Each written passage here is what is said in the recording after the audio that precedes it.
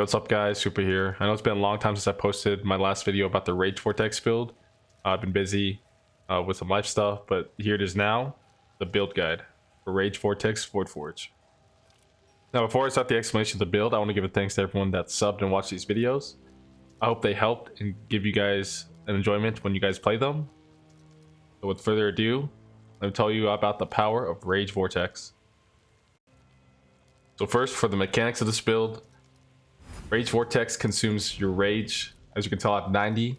You get 20 from the Bear's Girdle, a unique belt, which is required in the build. It also gives you tons of extra fizz, and also gives you the max rage to do more damage since you're Berserker to get the triple effects of rage.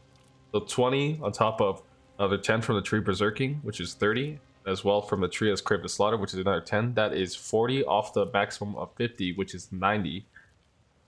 And as you consume 20% of your rage, but if the helmet enchant of 5% is 25%, you spend 22 rage to cast your Rage Vortex. Now if you don't have the helmet enchant, you'll do about 90% more damage compared to 110% more damage when consuming rage. As you can see, and the radius will definitely be a lot smaller, but it's definitely worth the enchant. It's not that expensive if you're trying to get that. For the reason that you want to be running Dissolution of the Flesh and Eternal Youth, the interaction allows you to actually regen, quote unquote, without using life regen, because Calm Spirit is the reason why you get rage. So if you move around, you actually generate about 4 rage per second. So it's not that bad. And the reason why we, quote unquote, regen our life is through life recharge instead, because energy shield is now applied to our life recharge. As you can see, per second is about 2,000 per second, and this does not remove the effects whenever you take damage due to Dissolution of Flesh, because it reserves your life instead of take the damage that is reserved through Petrified Blood. So what happens is whenever you take damage, the top part of the Petrified Blood will reserve whenever you take damage for the health, and that means that the regen will still be able to go. So without Eternal Youth, you will not be able to regen, as you can see, and this is a very crucial mechanic in the build, because you will die no matter what. As you can tell, I can't even cast. Once I put back Eternal Youth, I'll start my recharge like energy shield. There we go. The cost of the build, as you can tell, nothing is pretty crazy here besides Void Forge. I'll be going over what gear I have now, then I'll show you what is on the POB for the low budget. I really recommend everyone to get Elemental Avoidance, because Ignite, lots of DOTs will destroy you. I don't even have Lethal Shade on this yet, but it's not even a good relic to even do it on. But the main priority in gear is going to be the Void Forge, the +1 curse from the Astral Plate, and the Calm Spirit. Now you can run a regular rare helmet with more defenses with mana reservation, so you can run Blood and Sand here, because in the low budget you're not able to run Blood and Sand as an extra aura without the Enlightened 4. As you can tell, it's almost reserving 100% of my mana efficiently here. And we're casting all of our skills through life. Since Rage Vortex already casts through life inherently, most of the other skills I have cost life through having a 6 link here using life tap. But before we get into the gem sockets, I still want to talk about the gear. Try to aim for good res, life, and if you have an open prefix, you can actually craft non-channeling skills have -7 to total mana cost. That way Steel Skin at least can cast without using life, which is very nice. Or you can run elemental damage with skills for more damage here, but I opted for a safer approach with the Steel Skin setup. For the necklace, you are looking for a turquoise amulet, because this is very stat starved for dex and int. That's why I bought a fractured attributes amulet and then crafted or used essences to get global crit multiplier using definitely Essence of Scorn. to get the crit multi. And basically, you want to keep spamming until you get something usable. If you don't want to buy fractured attributes, you can look for fractured life or even fractured global crit strike multi. I really prefer the attributes because it's tier 1. Oh, sorry, tier 2 with increased attribute modifiers, so it's very useful. And then you can craft on area of effect with the area damage to get more AoE for your Rage Vortex. Same with the Anoint here. You want to run Panopticon for your totems. I don't opt to use the multiple totem support just because I think using Ancestral Ball Warchief is way better and saves a socket for Killing Strike. It is problematic when you don't have charges when you're fighting an Uber, because you have to build up the rage, or sorry, the charges for the souls to even cast this. As you can tell, Bear's Girdle, quality to get more attack modifiers out of the base damage attacks, and also, as well as the physical damage per 10 rage. Abyssus, like I said, if you want more damage, Abyssus is more damage because of the crit multi, and also helps with the attributes, but obviously you can get some of these attributes through a regular rare helmet and get like double Eater of Worlds and Searing Exarch influence to get your damage that way as well. But the budget version for the rare is not that bad because you're able to run Blood and Sand. Boots, like I said, I should be showing the POB for low budget. This is what I did on a whim. I would love to have Elemental Avoidance, but I pretty much sucked up most of the build on what it can do, even on this stuff with no Elemental Avoidance. So what you would be looking for is action speed with Elemental Avoidance, and then have Elemental Avoidance on your boots and be running a Grand Spectrum for avoiding to get the cap. But if you do not want to run the Grand Spectrum for Elemental Avoidance, you can craft on the Astral Plate. This is part of the higher budget. If you want better rolls for the prefixes, you can actually guarantee get additional curse through Reforging Caster as long as you don't suffixes can't be changed. Then you can craft something like this. I definitely want to get the avoid ailments here while having life on it already. For the gear, I will show you now on the budget version. As you see, same setup here: Abyssus, Void Forge, the Astral Plate with just additional curses, no actual attack crit chance, but we still hit 100% crit chance here without a Bottle of Faith as well. Count Spirit, these are not even corrupted with the Elemental Weakness, so I really recommend trying to get an Elemental Weakness one. This is just a placeholder because you want to run Elemental Weakness with the skill for Assassin's Mark to hit the crit chance. For your boots, this is what you really want here. I didn't put action speed, but this is just a base here. You have a chance to avoid ailments along with the avoid elemental ailments on top of running the Grand Spectrum to avoid elemental ailments, so you can cap a little bit easier that way. Because you don't need to keep using Orbs of Conflict to raise the avoid elemental ailments. For the amulet here, Panopticon, as you can tell, this is just a basic, no global critical multi-strike multiplier amulet, but it is turquoise and it does have the int roll. As you can tell, we don't need any requirements. Just life, max res. But you can use the Scorn, deafening essence of Scorn with the fractured setup if you really want a better amulet. Resistance rings, literally just getting resistance on the ring. Like, these could be 10 times better. If you need the dex, you can get dex on them. Everything else is pretty much the same.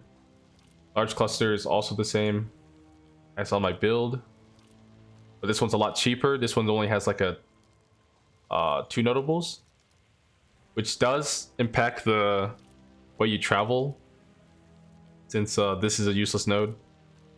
And you go for medium clusters such as Towering Threat and Titanic Swings to increase your area effect. That way your Rage Vortex gets tons of AoE and can hit 4 enemies that way. Since the low budget is not actually using a Frenzy Charge on hit, chess piece, you'll be running a sword mastery where you get a frenzy charge when you hit a unique enemy, meaning that for uber bosses or anything like map bosses, you'll be able to get frenzy charges that way. I really recommend trying to craft it.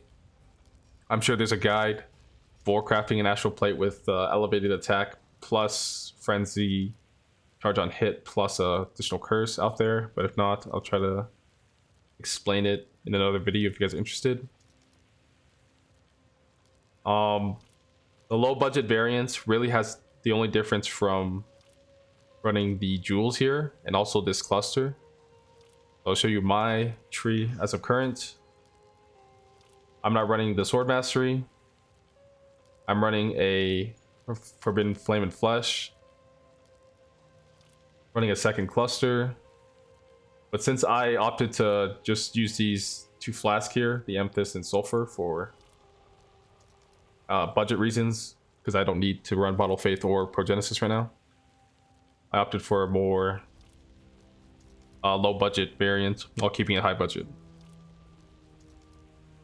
Grand Inspection for minimum power charges to get the crit cap. Same with endurance charges and more life for survivability this way. Most of the notes are already shown for what you can buy here. These prices are based off last week. I'm pretty sure Void Forge now for 6 link is 6.5. So maybe it's a little bit more expensive. Count Spirits and anything below, I don't know. Some notes that you can do. So Red Blade Banner has infinite war cries. So what you could do is actually put General's Cry. Give me 1 second.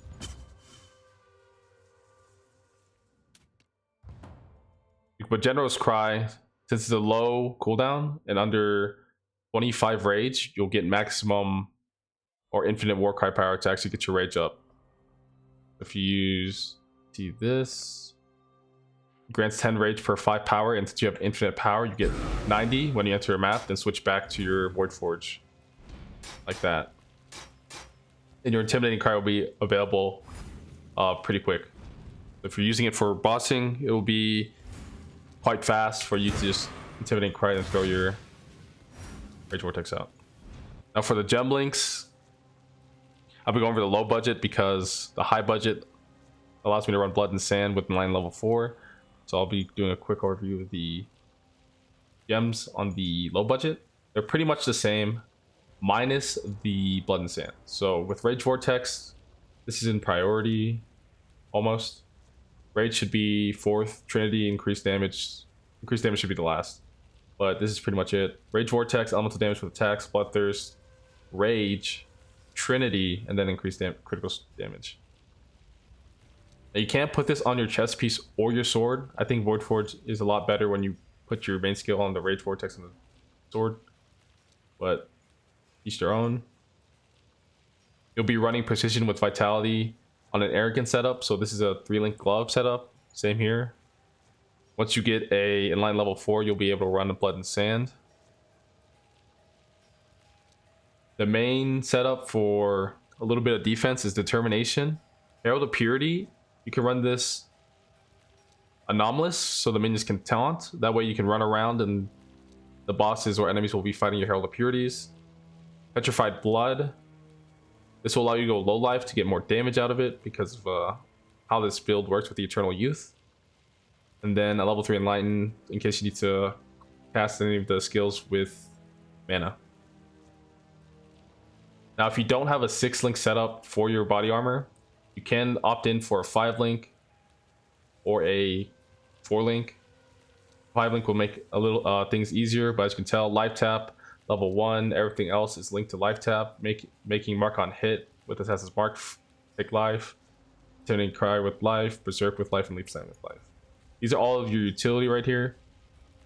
Popping Berserk whenever you fight the boss on the first instance, or just waiting for a good phase where he's sitting there and you can pop Berserk to get full damage.